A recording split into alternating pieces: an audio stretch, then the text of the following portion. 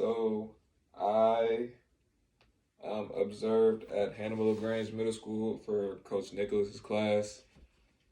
He had the strength training and men's team sports class as well as an adaptive PE class, but I only observed there once. So like I said, I observed Coach Nicholas's eighth grade strength training and men's team sports class. Their Hannibal LaGrange school district is Hannibal 60. That's basically just like all of Hannibal.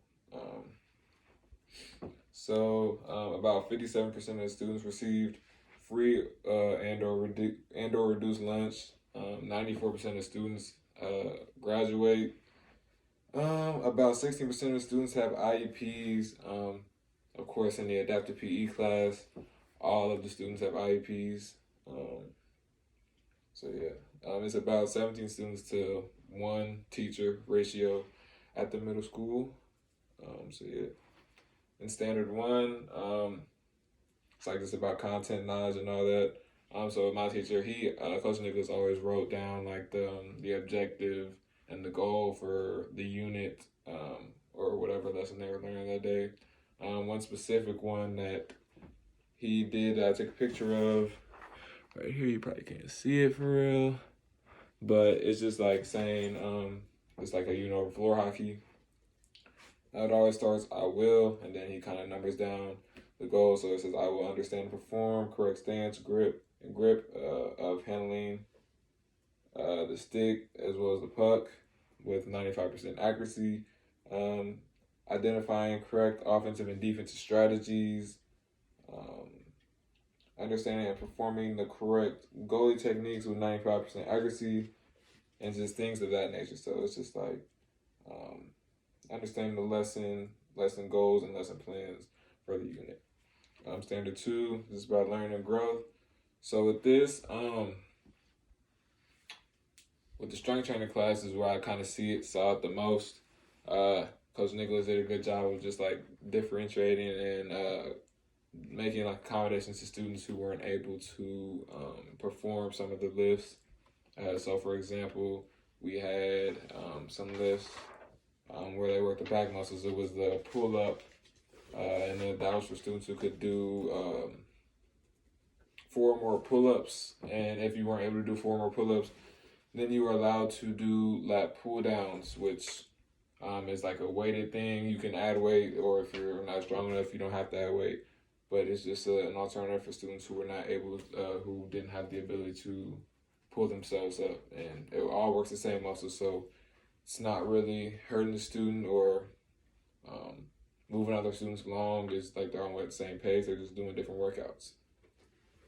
As well as when we were doing the circuit workout, there were tire flips, and some of the students weren't strong enough to lift the tire themselves, so they were allowed to have other students help them, or if the coaches were around, we were allowed to help them as well. That kind of shows the picture right there. So there's an arrow pointing to it. Standard 3, just the curriculum implementation. So like the main GLE that we focused on, the grade level expectation we focused on, was just like injury prevention, treatment, and rehabilitation. It's just like talking about safe and unsafe practices of the fitness equipment.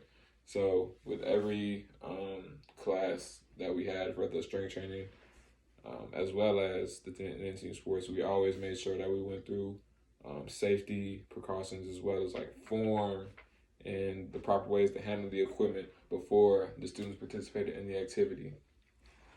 So he's always stressed that, especially with strength training, because there's a lot of dangerous things that can happen in the weight room. So we always made sure that we had a spotter for one, cleaned up our area, as well as wiping it down, and then just like making sure we have the correct form and the correct stance and make sure our feet are placed in the right direction. That's kind of just like the picture of the GLE. I highlighted it just in case. Standard 4, critical thinking. There's not really much critical thinking in like the strength training class, other than like possibly like seeing if the students knew any other exercises that work the same muscles. But this standard was mainly seen in men's team sports. So for this example, I was observing one day, and the students got to pick their team for speedball that day or team handball. And so you know how that kind of works. Like the athletic kids want to pick the athletic kids, and the non-athletic kids kind of pick them like they just pick their friends. So there was like a difference in like the skill level with the team. So one team was kind of getting crushed while the other team was having high success. So coach and I kind of like offered like strategies, offensive and defensive strategies to the students who were performing too well, and they kind of helped them. Like they scored a couple more goals than they did in the first half. We just told them like move the ball around, spread the floor out, move it quickly, don't hold the ball, use your dribbles, use your steps, utilize the rules that we give you. Standard 5, positive classroom environment.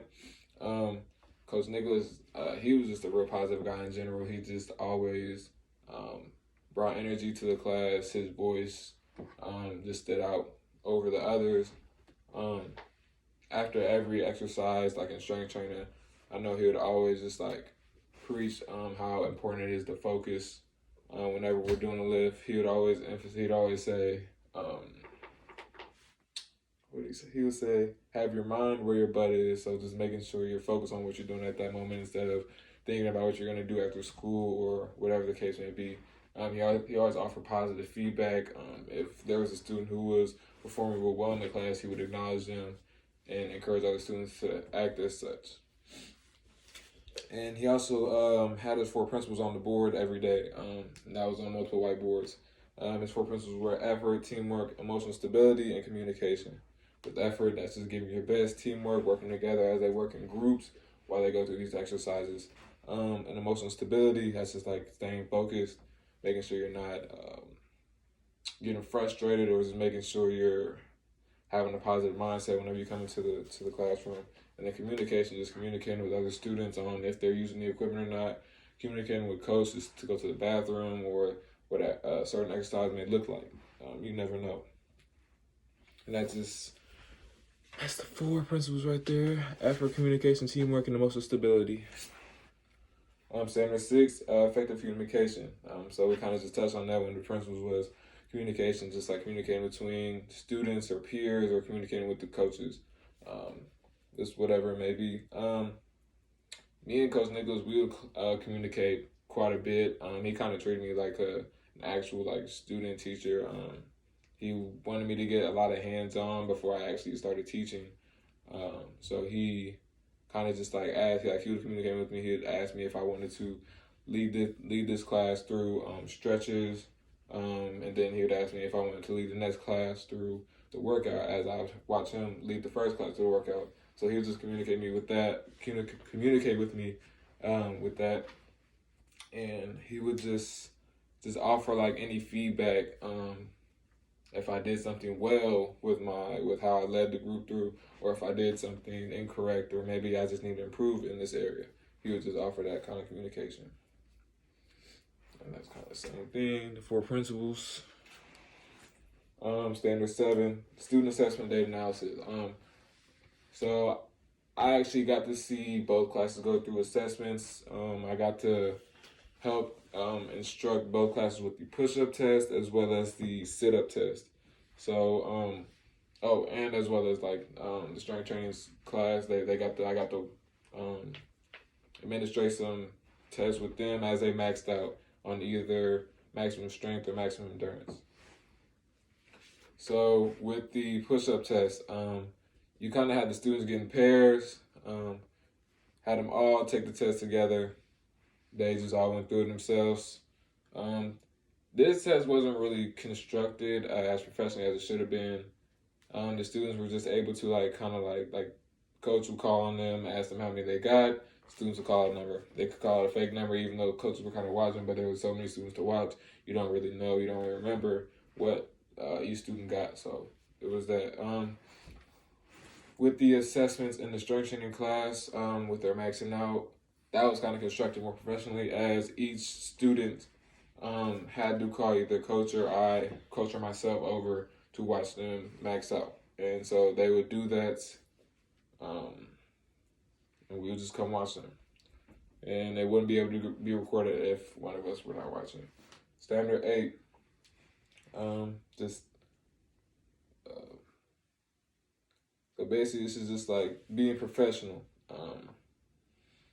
So there was a few days that Coach Nichols was out sick, and I had to basically step in and be the substitute teacher because the substitute teacher that they had wasn't really familiar with the routine that they went to. So I stepped in, became the student teacher.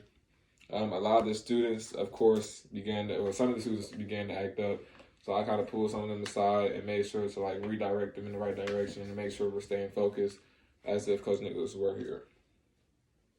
Standard 9, the last one, just like keeping a positive working relationship. So not only with your fellow colleagues, but also the students. Coach Nicholas, I didn't think I saw one student that Coach Nicholas had a problem with. So he seemed to have a positive connection with all of his students as well as his colleagues. Every morning I would get there and I would just like communicate with like all of the teachers, whether if it was the women's team sports or the other men's team sports coach. I would just talk to them every morning, ask them if they have any, tips to give me, as they've been in their profession for a while. So yeah, I also communicated with some of the assistant teachers that help with the kids who are like disabled or have a disability of some sort. I'll communicate with them on how to properly work with the students who are having trouble in school and just things of that nature. So yeah, my reflection was like overall it was a great experience compared to the first semester when I was in 249 at Canton. I think I got a lot more information just through like the first 2 weeks of being with Coach Nicholas than I did the whole time I was at Canton. He just like basically emphasized like finding your own voice, is like making your own principles and developing your own culture whenever you do teach your own class. So it was just like things like that. This class was also like these classes were also a lot larger than the ones that Canton. The ones that Canton range from about 5 to 15 people, while these were like 15 to 30 people in the class. So it was just like, at first it was much more nerve-wracking entering the classroom and just like going through certain procedures. So yeah, it was just a great experience. Kind of just threw me in the water, and I just adapted as I went on. So that's all.